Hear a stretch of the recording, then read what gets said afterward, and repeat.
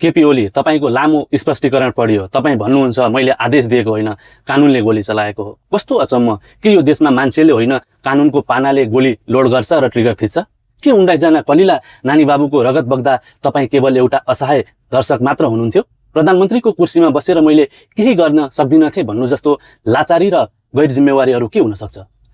ओलीजी, तपाई लेख्नुहुन्छ 19 जना नानी बाबुको मृत्युप्रति म अत्यन्त मर्माहत छु, तर हामीले बिर्सेका छैनौं जब सडकमा गोली चलिरहेको थियो, जब आमाहरू रोइरहेका थिए, तब तपाई बालुवाटारमा बसेर कुनै पनि हालतमा राजीनामा दिन्न भन्दै दम्ब देखाइरहनु भएको थियो।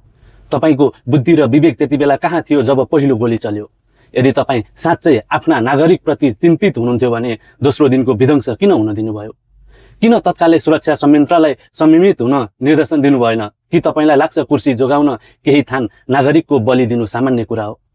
तपाईले घुसपैठको कुरा गर्नुभयो। एउटा शक्तिशाली प्रधानमन्त्री र गृहमन्त्री रमेश लेखकको संयन्त्रले केही घुसपैठियालाई चिन्न सकेन? कि घुसपैठियाको नाममा आफ्नै देशका युवालाई सिध्याउने खेल खेलियो? तपाई भन्नुहुन्छ सुरक्षाकर्मीले कानुनको शपथ लिएका हुन्छन्। हो, उनीहरूले देश र जनताको रक्षा गर्ने शपथ लिएका हुन्छन्। सत्ता जोगाउन आफ्नै छोराछोरी सरहको युवाको छातीमा गोली ठोक्ने शपथ लिएका हुँदैनन्। यो हत्या र विध्वंसको पूर्ण जिम्मेवारी तपाई र तपाईको गृहमन्त्री रमेश लेखकले लिनै पर्छ। इतिहासको यो रक्ताम्य पाना तपाईको स्पष्टीकरणले मेटिनेवाला छैन। ओलीजी, तपाई जुनसुकै मञ्चमा आएर बहस गर्न तयार हुनुहोला, तर अब जनता तपाईसँग बहस गर्न होइन हिसाब गर्न तयार छन्। रगतले लेखिएको यो इतिहासको हिसाब अबको चुनावले गर्नेछ। हत्यारा र भ्रष्टाचारी मतियारहरूलाई विदाई गर्ने समय आएको छ। म पूर्ण आशावादी छु यसपालि सचेत नागरिकले घल्टीमा भोट हालेर यस्ता लाचार र क्रूर शासकहरूलाई जेलको बाटो देखाउनेछन्।